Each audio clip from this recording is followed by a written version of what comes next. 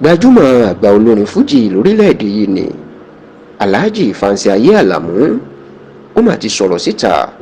lórí àìsàn tí bàbá àwọn olórin fújì lásìkò yìí Alhaji Kollington Àyìnlá ẹni tó pè yàn mọ̀ sí Kébé Kwara lórí àìsàn tó ṣe bàbá náà tó ti gbádùn pátápátá báyìí àti lórí bí awuyewuye ṣe ń lọ wípé ìjà ń lọ láàrin Alhaji Wasiu Ayinde tó jẹ́ máyégún ilẹ̀ Yorùbá àti aṣáájú àwọn olórin fújì lásìkò yìí pẹ̀lú Alhaji Kollington Àyìnlá. Kì í ṣe ìròyìn mọ́ pé lọ́sẹ̀ díẹ̀ sẹ́yìn ilé àìsàn ṣe Alhaji Kollington Àyìnlá tó sì jẹ́ wípé bàbá náà ti padà gbádùn báyìí tó ti ń ta kébékébé gẹ́gẹ́ bí orúkọ ẹ̀ tó sì ti wà nílé ẹ̀ lálágbàdo ní ìpínlẹ̀ Èkó, èyí tí gbogbo èèyàn tí wọ́n bá dúpẹ́ lọ́wọ́ Ọlọ́run ọba tó fún ní àlàáfíà tí wọ́n sì ń gbàdúrà pé àìsàn kò tún ní ṣe bàbá náà mọ́. ṣáà ìròyìn tó tún wá ń lọ nígboro ni wípé wọ́n ní ààrẹ Alhaji Wasiu Ayinde àti Kollington ògúnrégé o. wọ́n ní Alhaji Wasiu Ayinde kò dá sí ìtọ́jú Alhaji Kollington Àyìnlá èyí tí wọ́n ló dùn bàbá náà, tí wọ́n sì ní bí Alhaji Sule Alao Malaika tó náà jẹ́ gbajúmọ̀ lórin fújì bó ṣe kó oúnjẹ lọ sílé Alhaji Kollington Àyìnlá tó gbé fídíò ẹ̀ síta. wọ́n ní ó tún jẹ́ kí àwọn èèyàn máa sọ sí Alhaji Wasiu Ayinde pé wọn kò rí kó ṣàbẹ̀wò sí Kollington Àyìnlá tàbí kó oúnjẹ tàbí ṣe nǹkan kan lórí àìsàn tó ń ṣe é. ṣùgbọ́n nígbà tó ń bá iléeṣẹ́ tẹlifíṣàn Yorùbá Tòótọ́ sọ̀rọ̀, Alhaji Fancy Ayé Àlàmú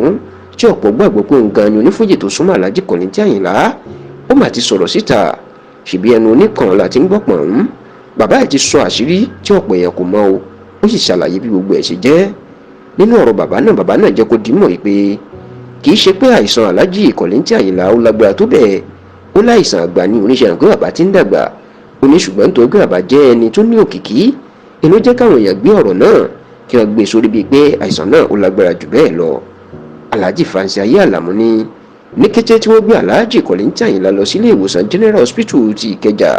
ìyún ìtànpè láyìnkẹ́ house, ó lóun àti ààrẹ ẹgbẹ́ onífújì lórílẹ̀‐èdè yìí Alhaji Síkírù Àyìndé tó pè yàn mọ̀ sí SK Sensation tàbí kò lọ títí ìlà àwọn kọ́kọ́ jọ ṣàbẹ̀wò sí bàbá náà ní ilé ìwòsàn General. òun ní kété táwọn ṣàbẹ̀wò ẹni SK Sensation ti yọ fóònù tó sì pe Alhaji Wasiu Ayinde tó fi ọ̀rọ̀ náà tó létí. Alhaji Fancy Ayé Àlàmú ní táwọn èèyàn mọ̀ ni pé ní kété tó fọ̀rọ̀ náà tó K1 The Ultimate gẹ́gẹ́ bá ṣe ń pe Wasiu Ayinde létí, ìlọkùnrin náà pe ìjọba ìpínlẹ̀ Èkó tó fọ̀rọ̀ tó wọn létí pé Kollington Àyìnlá bàbá àwọn ló jẹ́ o, àwọn ló sì gbọdọ̀ gbé ìtọ́jú ẹ̀. ó ní ìdí èyí ni gómìnà ìpínlẹ̀ Èkó gómìnà Babájídé Sanwó-Olú tó ṣe rán olórí àwọn òṣìṣẹ́ ọ̀gbẹ́ni Táyọ̀ Àyìndé tó rán an lọ kí Kollington tó tún gbé owó kalẹ̀ fún àwọn tó ń tọ́jú ẹ̀, tó sì ní nípasẹ̀ Wasiu Ayinde níjọba ìpínlẹ̀ Èkó wá sí gbé ìtọ́jú Kollington Àyìnlá. Alhaji Fancy Ayé Àlàmú ní àwọn tó ń sọ ìsọkúsọ yìí wọn kò rí gbogbo eléyìí, wọn ní ṣe gbogbo tí Wasiu Ayinde bá ń ṣe inú wọn máa gbé sórí ẹ̀rọ ayélujára ni. ọlọ́kùnrin náà ó láṣìírí táwọn èèyàn mọ̀ ni pé ọ̀pọ̀ èèyàn inú dá sí ìtọ́jú Alhaji Kollington Àyìnlá tí wọn kò sọ síta rárá tàbí gbé sórí ẹ̀rọ ayélujára. ó ní olórin fújì tó kọ́kọ́ fi owó tó jọjú ránṣẹ́, ó ní ọ̀gá ńlá fújì Alhaji Wasiu Alabi Pasuma gẹ́gẹ́ bí tẹlifíṣàn Yorùbá Tòótọ́ ṣe gbé jáde fún yín tẹ́lẹ̀. ọlọ́kùnrin náà ló máa kọ́kọ́ fowó ńlá ránṣẹ́.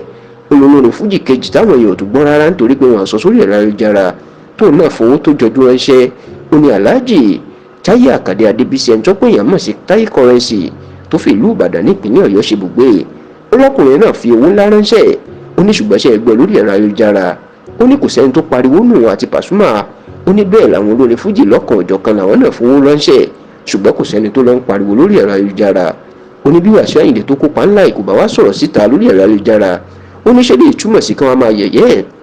Alhaji Fancy Ayé Àlàmú ní kò síjà láàrin Wasiu Ayinde àti Alhaji Kollington Àyìnlá o, ó ní kódà kóhùn tú àṣírí ńlá tó pé èèyàn mọ̀. ó ní láti ọdún díẹ̀ sẹ́yìn báyìí ó ní iye tí Alhaji Wasiu Ayinde ń fún Alhaji Kollington Àyìnlá lóṣooṣù gẹ́gẹ́ bí owó ọmọ sí baba. ó ní ǹjẹ́ ṣe gbọ́ orí ilé ìrí lẹ́nu ẹnìkankan tàbí lórí ẹ̀rọ ayélujára. ó ní orí eléyìí ní Wasiu Ayinde ń ṣe, ó ní ṣùgbọ́n nítorí kó jẹ́ni tí kìí ṣe fáàrí kó máa ṣe nǹkan tó bá ń ṣe sórí ẹ̀rọ ayélujára, ó ní ló jẹ́ káwọn èèyàn máa sọ ìsọkúsọ. Alhaji Fancy Ayé Àlàmú ní ẹnikẹ́ni tó bá ní ìjà pẹ̀lú Wasiu Ayinde ó ní ká lọ bá yanjú ẹ̀ ní kọ̀rọ̀ o dípò kan máa borúkọ bàbá náà jẹ́ lórí ẹ̀rọ ayélujára. Alhaji Fancy Ayé Àlàmú ní òun súnmọ́ Alhaji Kollington Àyìnlá púpọ̀, nítorí òun tó báyìí inú òun sọ,